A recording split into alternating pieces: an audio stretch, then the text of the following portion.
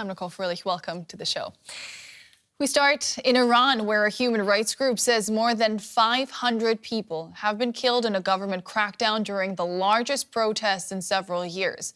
Iran blames the bloodshed on foreign interference, with the nationwide demonstrations now into their third week. The Islamic regime has ordered counter-rallies in an attempt to regain the initiative, with pro-government supporters flooding the streets on Monday. Iran's president, Masoud Pezeshkian, was among those joining the crowds. With the threat of U.S. intervention in Iran looming large, President Donald Trump says the leaders of the Islamic Republic have called him to negotiate. Bodies in bags at a morgue outside Tehran. Hospitals with beds full of injured people, seen here in footage verified by DW's Farsi service. Protesters vandalizing the Abu Zar mosque before allegedly setting it on fire. Iran could be at a tipping point.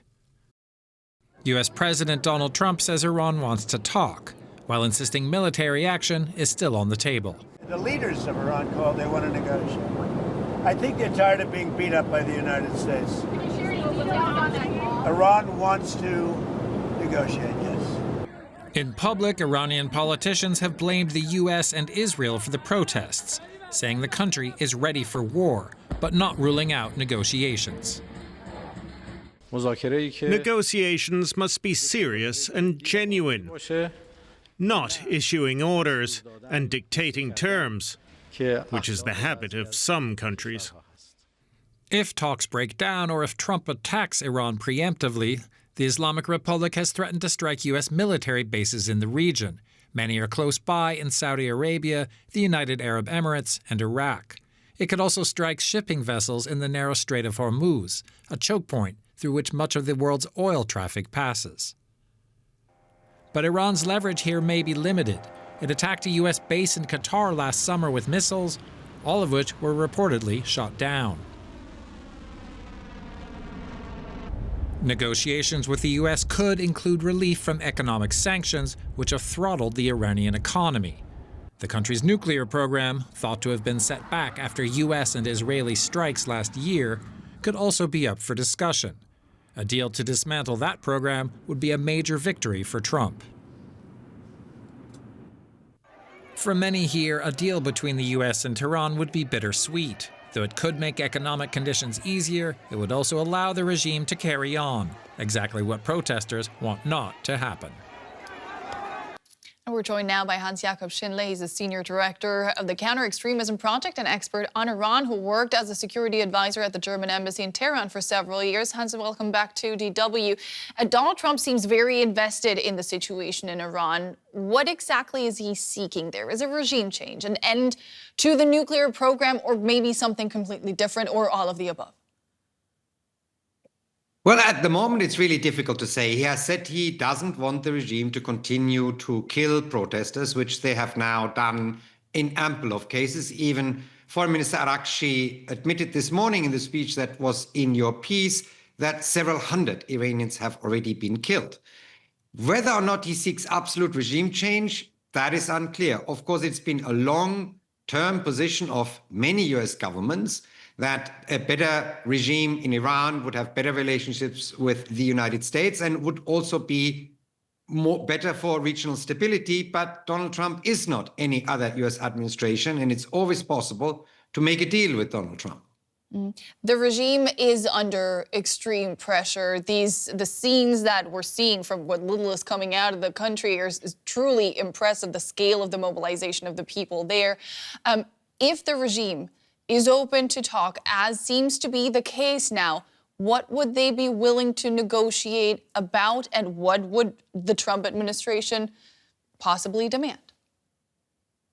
The regime is indeed under pressure because this time, in difference to the demonstrations that we saw in 2022 or 2017 to 19, it is not an issue that the regime can resolve with the usual massive violence on the street and token concessions to the demands of the protesters. Here, the basis, the start of the process was an absolute collapse of purchasing power in Iran that affects all parts of the population in equal measure. So this strategy that they had in the past is not really working anymore. I would be very hesitant to take a offer of negotiations from the Iranian side at this particular point seriously, because there's hardly any other regime that is more adept at negotiations for negotiation's sake than the Islamic Republic. The demands of the international community, as well as the US administration on Iran, stop enrichment on your territory, stop supporting your proxies, and limit your missile and drone program, are clear and have been clear for quite a while. However, if the regime would agree to these demands, it would then really have to fear regime cohesion, i.e., if anyone in the regime would accept these demands, would then the hardliners, the IRGC, the Pastaran, not actually stage a coup within the regime? Because these hardliners do not want to concede to any of these demands. So the real question is, what are the Iranians, the Iranian regime at this point, be willing to concede? And I don't see there is much in there at the moment. Donald Trump has been threatening military intervention. Walk us through the possible pitfalls here. I mean, first of all, no one should underestimate the ability of the United States military to conduct strikes anywhere in the world, including in Iran. They have ample resources in the Gulf, in Bahrain, and in Qatar, as well as in the Middle East. And they have demonstrated last summer that they have long-range strike capabilities where the fighter jets and bombers are taking off in the United States, bomb Iran, and return to the United States. So surgical strikes are always possible. What is nearly excluded from this equation is a real actual invasion in the way that we've seen this in Afghanistan or in Iraq, because that's simply not what the US administration does. Therefore, cyber attacks, military strikes against the missile program, against key regime leaders, that's on the cards.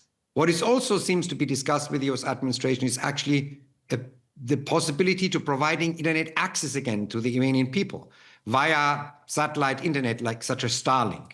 Now, these are the options that are on the table, but I cannot see an immediate decision of the US administration to strike at this point. Otherwise, President Trump would not have publicly mentioned this offer to negotiate by the Iranian regime.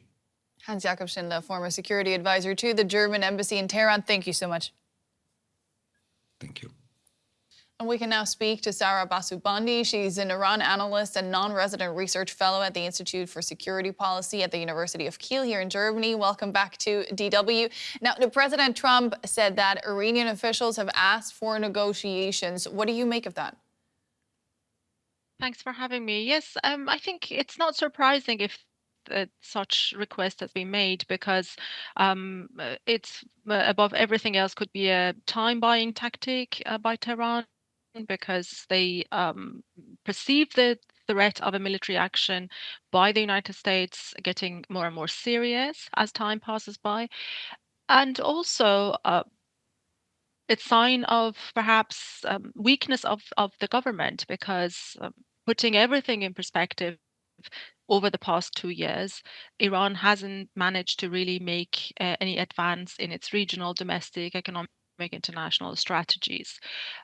It could well be a genuine request for talk, but we all know that the starting point of the negotiations from the US side is giving up on nuclear aspiration, specifically not enriching in Iranian soil, and the Iranian officials have claimed time and again that this is a red line for them. Give our viewers some context here. What is Trump's main interest in Iran? Is it the nuclear program? I think, obviously, it's quite hard for me to assess what is the real intent of President Trump, but the US is definitely more interested in maintaining relations and support with Israel.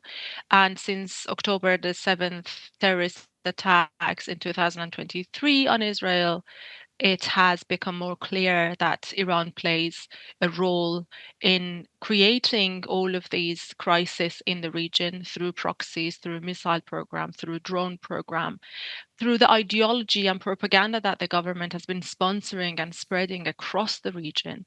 So I think ultimately it is better for the region if Iran really makes fundamental changes in its behavior. But how it's achieved, and I think President Trump really genuinely wants to achieve that, because as much as there has been a rapprochement, for example, over the past few years between the Gulf Cooperation Council countries and Tehran, as much as the proxies are now decapitated and weakened. But if Iran continues with its existing strategies, there is going to be more crisis and more problem arising from that strategy. And no, it's not in the interest of the region, and it's not in the interest of the United States and its closest ally, Israel, in the region. I want to look at the situation inside the country now. The Iranian foreign minister claims the situation is under total control. From what you're hearing, do you have any reason to believe that that is really the case? I don't think control should be taken in a a different sense that he means. Of course, control from his perspective is that they are still in power. The government organizations are still functioning. Even during the days, most of the normal day-to-day life activities across the country are maintained. Through the very limited channels that we still have over the past few days since internet shutdown began, we can obtain information that bakeries and supermarkets and basic necessities are open. People still are out and about, but banking system is down, IT system is down, all the government websites and portals are down. For how long can the government maintain this? It might be under control for the minute, but the dissatisfaction and the protest is not going anywhere. People's grievances is not going anywhere. The more the government kills Iranian protesters, the more difficult it will become. So being in control should be taken with a pinch of salt. Sara Bazoobandi, an Iran analyst from Kiel University. Thank you so much. Thank you. Well, for more on this, we can speak now with Rojin Mukriyan. She's a lecturer in political theory at University College Cork in Ireland. She specializes in Middle East politics with a focus on Iran. Thanks for joining us. Rojin, President Trump said that Iranian officials have asked for negotiations. What do you make of that? First, thank you for having me. And I think it was only on Friday that the Supreme Leader Ayatollah Khamenei stated that the Islamic Republic of Iran will not back down in the face of enemies. Now, there are two questions. First, who are those Iranian leaders that contacted Trump? Is that Khamenei that decided to back down in the face of enemy, or there is other people that contacted Trump? Second, prior to this, new waves of protests, we knew that Trump had three preconditions for Iran to engage in a new negotiations and to reach a deal.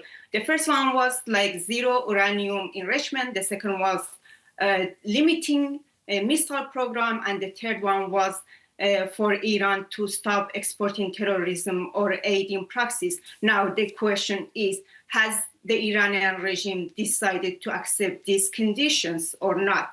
So if the Iranian regime has decided to accept these conditions, that means a 180-degree change in foreign policy that can be viewed as both partially lose and win for the protesters right now in Iran, in my opinion. Well, it's interesting because Iran's foreign minister claims that the situation is under total control. Do we have any reason to believe that that's the case? Well, we should not forget that we have no access to inside Iran now for more than 84 hours. The Iranian people still suffering from having access to internet or any other communication. So what we see right now is the propaganda from the Iranian regime. Of course, they have their repressive tools in their hand, and we saw, based on some reports, that they killed even more than 1,000 protesters.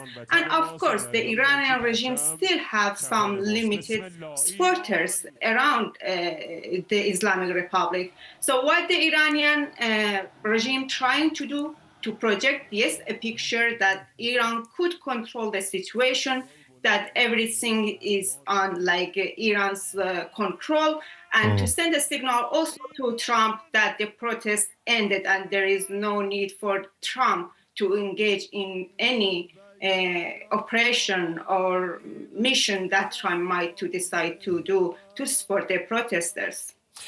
Of course, it's very difficult to get information out of Iran, current information, as you're saying, and the possibility of U.S. military intervention is hanging in the air. Do those demonstrating on the streets in Iran and risking their lives, do they really want U.S. help? And if so, Rojin, what kind of help? Okay, what I think we should know and what we can for certainty talk about it is that the Iranian people do not want any Western power, including the US, to help or assist the regime. They don't want the Western powers to give a breast back to the Islamic Republic of Iran. But do they support outside intervention? I think it will depend on what kind of intervention we talk about. There are different views in this regard when we talk about the Iranian peoples. There are some groups that, yes, they want unlimited intervention, military intervention, but I think most of the protesters, yes, support a very well calculated intervention from Western powers and the US to target the Iranian repressive tools, to target the Iranian military and leadership. I don't think there any resistance to this, especially considering now the Iranian people inside facing direct bullets from the regime. But I think if I have time to indicate one point regarding the negotiation also, and that is that I said it can be viewed as both partially lose and win for the protesters. But if the Iranian regime even to decide to change its foreign policy, that doesn't necessarily entail that the Iranian regime is going to change its domestic policy toward its own people. Okay. So the Iranian people, it must be clarified that they don't want only economic ease or sanction relief. They want also political change inside Iran. They want their political subjectivity back. And this is something we should take in consideration when we're talking about Iran-US or Iran-West relationship. Rojin, thank you very much. That was Rojin Mukriyan, lecturer in political theory at University College Cork in Ireland.